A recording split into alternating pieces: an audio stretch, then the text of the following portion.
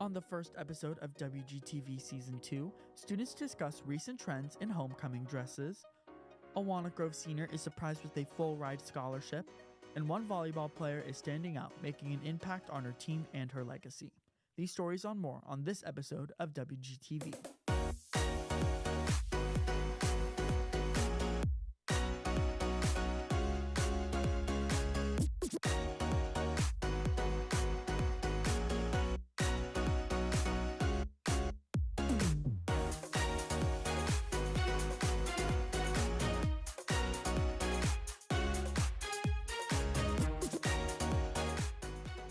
Good afternoon, Wildcats, and thank you for tuning into Season 2 of WGTV. Live from the Grove, I'm Tyler Medeiros. And I'm Olivia Cook. So, we're here in Season 2. Olivia, how does it feel? It feels great.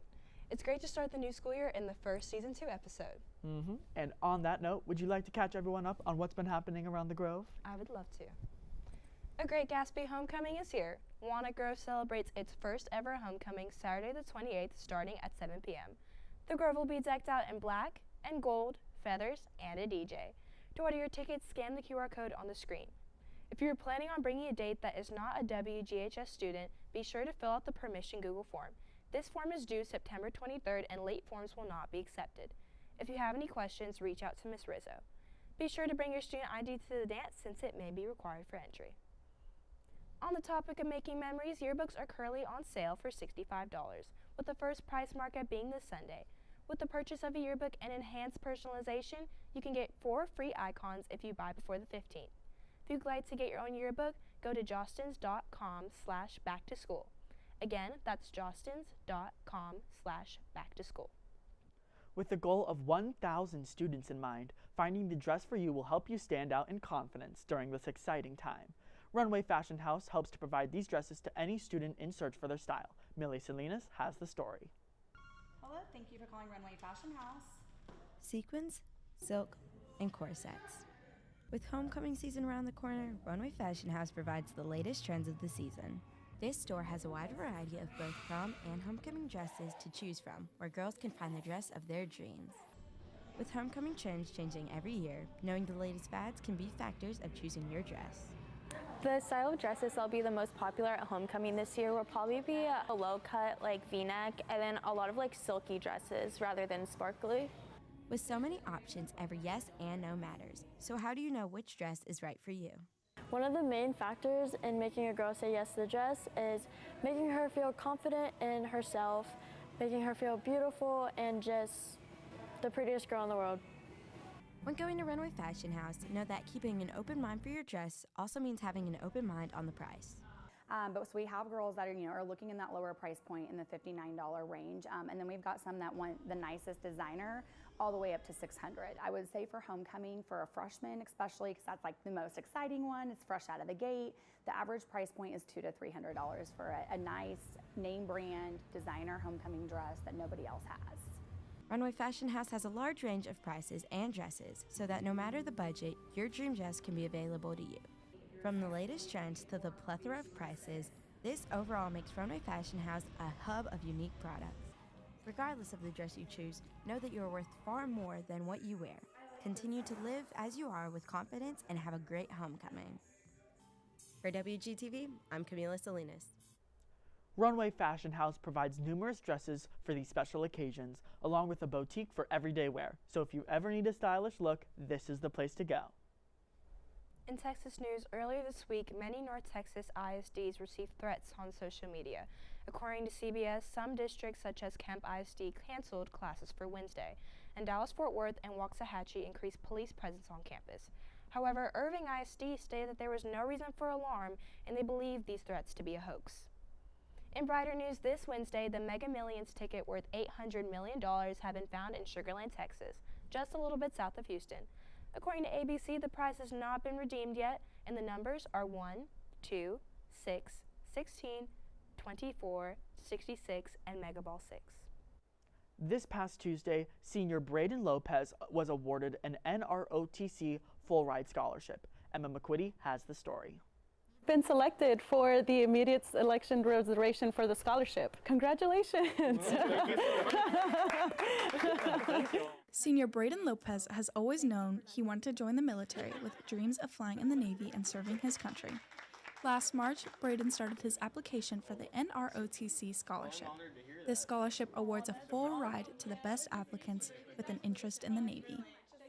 In the entire United States, we have about 1,800 applications. Braden Lopez applied for this scholarship, for the NROTC scholarship, and submitted an application. The application was reviewed by myself and my commanding officer, and it was determined that he is a perfect candidate to receive the immediate selection reservation scholarship, meaning he doesn't have to compete nationwide for the scholarship. Chief Jones, along with Braden's mom and dad, were in studio to surprise him with the acceptance of his application. They did so with a big check in his name. I was definitely pretty surprised. I was not at all expecting for everybody to be there, and I had no idea that all the officers were coming down, so I was really excited. Right now I'm looking to go into aviation, preferably on carriers. It means a great opportunity for me to go into the military and get a chance to serve my country while also getting a good college education. Braden's aviation infatuations have fueled his determination to pursue a career in the Navy. Throughout his journey, his parents were there to support him. Really, for us as a family, Braden has always seen and wanted to be a part of our armed forces. And beyond that, he's always been interested in aviation. We are delighted and excited that the Navy has seen that he exemplifies the characteristics that they are looking for. And we are so excited that he is going to be afforded this opportunity.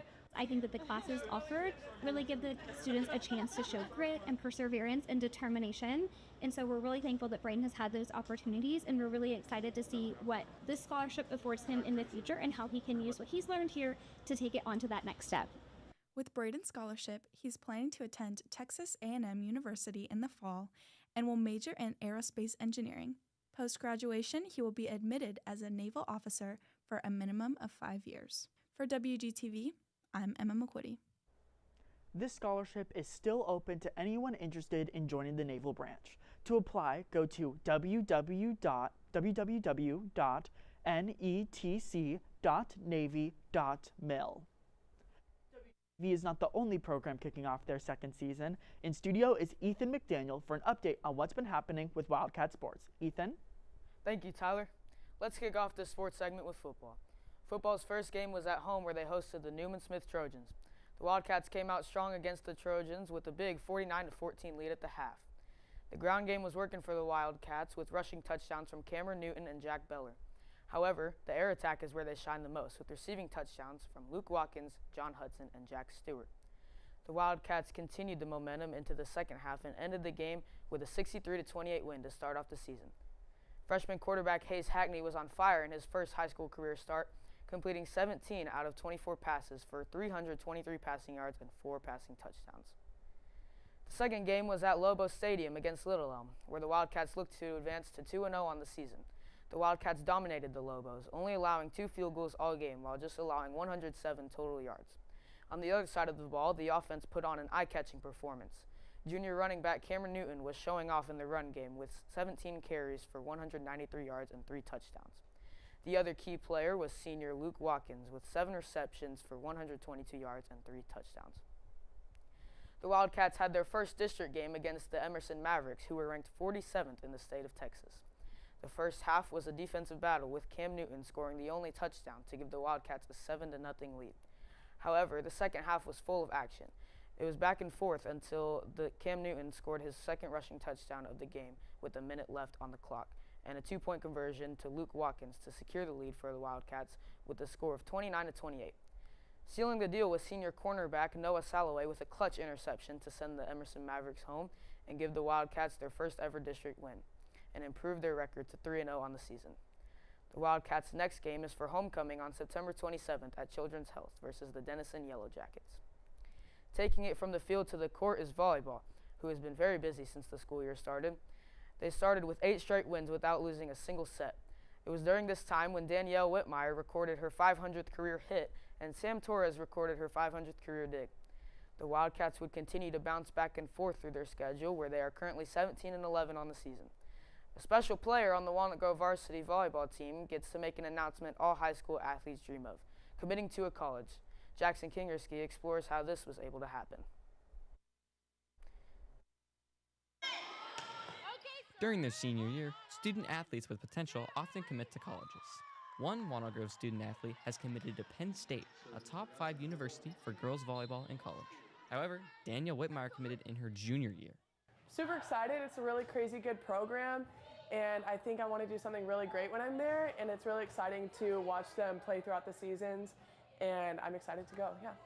Danielle is a star when it comes to volleyball, having 548 kills in her time at the Grove and leading the team in hitting percentage and assists this year. She's a kid who really focuses on her craft, focuses on her grades, wants to be a great leader, wants to be a great teammate. And so she's very intentional about trying to be the best, and she's a competitor, as we are all in sports. And so Danielle has worked 100% for what she's gotten. She's worked really hard, and I'm really proud of her. Danielle's drive and determination is easy to see on the court, but her growth as a leader goes beyond volleyball.